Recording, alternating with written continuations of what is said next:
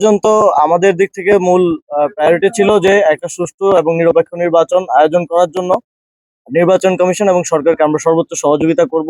আমরা 11 দলীয় জোটের পক্ষ থেকে সর্বোচ্চ সহযোগিতাটা করে যাচ্ছি এবং আমরা আহ, এই যে আজকেও আমরা গতকালকে দেখলাম যেটা মোবাইল ফোন এর যে বিষয়টা এরকম সারপ্রাইজ বিষয়গুলোর ক্ষেত্রে আমরা এই যে আজকে এসে তাদের সাথে আলোচনা করলাম এবং অ্যামিকেবলি সলভ করার মাধ্যমে সমাধানের দিকে যাচ্ছি।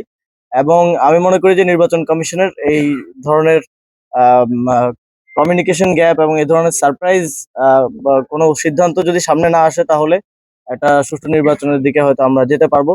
তবে কিছু কনসার্ন যেটা ইতিপূর্বে আহসান জুবাইর ভাই বললেন যে প্রশাসনিক রদবদলের ক্ষেত্রে যেটা একটা স্বাভাবিক প্রক্রিয়ার মধ্য দিয়ে হওয়ার কথা ছিল, সবার ক্ষেত্রে নিরপেক্ষভাবে হওয়ার কথা ছিল, সেটা আমরা দেখছি যে একটি দলকে হয়তো একটু বিশেষ সুবিধা দেয়া হচ্ছে।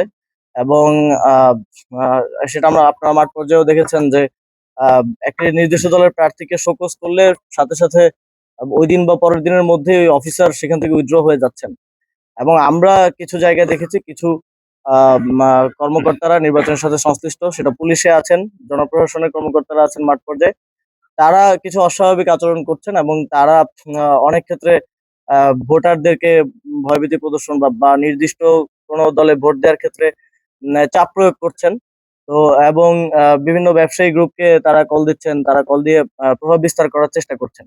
তো তার প্রেক্ষিতে আমরা নির্বাচন কমিশনকে ইতিমধ্যে কিছু স্পেসিফিক অফিসারদের অপসারণ এবং পরিবর্তনের বিষয়ে বলেছি। এবং আমাদের আরেকটা অভিজ্ঞতা হয়েছে, সেটা হচ্ছে যখন আমাদের প্রার্থীরা বিভিন্ন আহ, অফিসারদের বিষয়ে অভিযোগ করেছেন লিখিতভাবে নির্বাচন কমিশনে, সেটার আর কোনো রিপ্লাই আসলে পাওয়া যাচ্ছে না। ফলে এটা নির্বাচন কমিশনের অবশ্যই এই বিষয়ে একটা টাস্ক ফোর্সই থাকা প্রয়োজন ছিল, যে যে অভিযোগগুলো আসবে সেগুলো দ্রুততম সময়ের মধ্যে নিষ্পত্তি করা, একটা রিপ্লাই করা যে এটা হচ্ছে বা হচ্ছে না, যেটাই হোক সেটা রিপ্লাই করা। এবং আমরা দেখেছি যে নির্বাচন কমিশনের এক্ষেত্রে যারা পুলিশ প্রশাসন আছে, জনপ্রশাসন আছে, নির্বাচন কমিশনের জানার সুযোগ নেই যে কোন অফিসারের ব্যাকট্র্যাক বা ব্যাকগ্রাউন্ড কি। তো সেক্ষেত্রে জনপ্রশাসন এবং স্বরাষ্ট্র মন্ত্রকের সাথে সমন্বয়ের ভিত্তিতে এই বিষয়গুলোতে দ্রুত সিদ্ধান্ত আমরা প্রত্যাশা করেছিলাম, যেটা আমরা পাই নাই। তবে আজকে আমরা স্পেসিফিক অনেকগুলো অভিযোগ এবং অনেকের ব্যাপারে আমরা বলে গেছি, আমরা আশা করি এই বিষয়ে দ্রুত একটা ফলাফল আমরা পাবো। এবং আমরা এটাও প্রত্যাশা করব যে নির্বাচন কমিশন এই যে মোবাইল ফোনের মতো হঠাৎ করে একটা সিদ্ধান্ত, এই ধরনের সারপ্রাইজ ডিসিশন যাতে আমাদেরকে না দেন, যাতে করে নির্বাচনের আগে পরিবেশ কোনোভাবেই খারাপের দিকে না যায়। কারণ এই মোবাইল ফোনের ডিসিশনটার ভিত্তিতে আপনারা ইতিমধ্যে জানেন যে আমাদের 11 দলীয় জোটের পক্ষ থেকে আমরা ঘেরাওয়ের মতো একটা সিদ্ধান্তের দিকেও উপনীত হয়েছিলাম। আমরা চাই না এই ধরনের পরিস্থিতি আর তৈরি হোক।